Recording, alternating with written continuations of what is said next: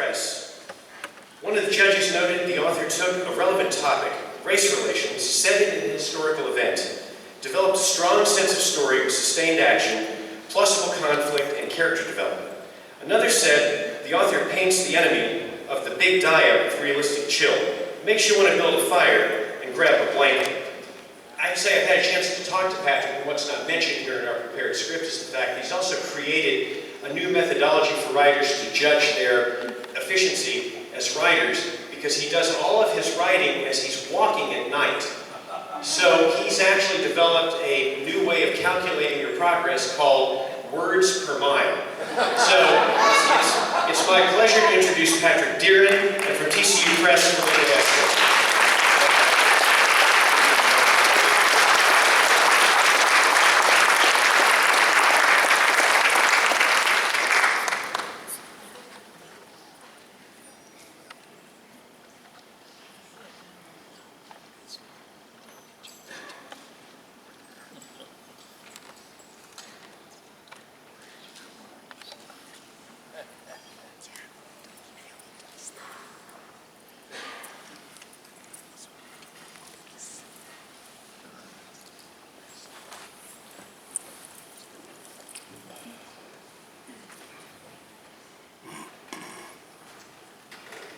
Maybe I should thank my feet for holding out for 1,850 miles to ride the big drift.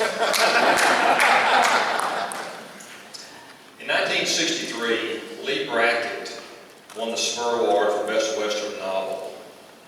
And when I was 16 years old and discovered her amazing works, I found out about that Spur Award she had won, and I thought, you know, wow, wouldn't it be something if someday I could win the same award in the same category?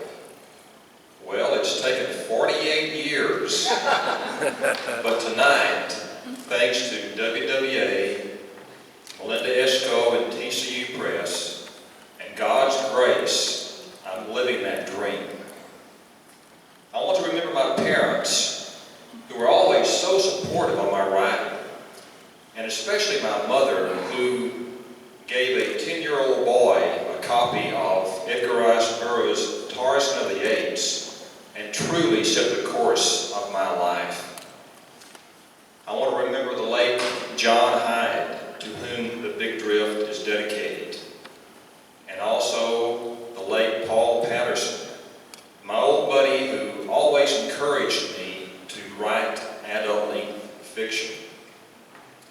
I also want to acknowledge some people who are here tonight with me, the support of my great friends, Richard Galley and Joe and Alan Donese. Joe and Donese, Alan, I'm going to get it right, Joe. And Joe and Richard have gone on a lot of quests with me, history searching. And I want to thank my son Wesley, my inspiration, my first reader, and my most astute editor. And last but not least, my wife Mary, who for 27 years now has worked incredible hours to subsidize this dream. Thank you very much.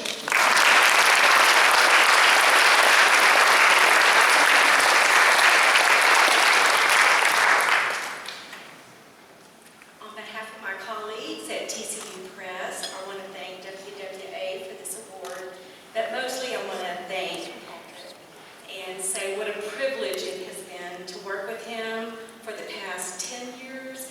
I've been privileged to produce a number of his books, and he is a wonderful author to work with, and thanks to Wesley and Mary, his manuscripts come in wonderfully. Thank you.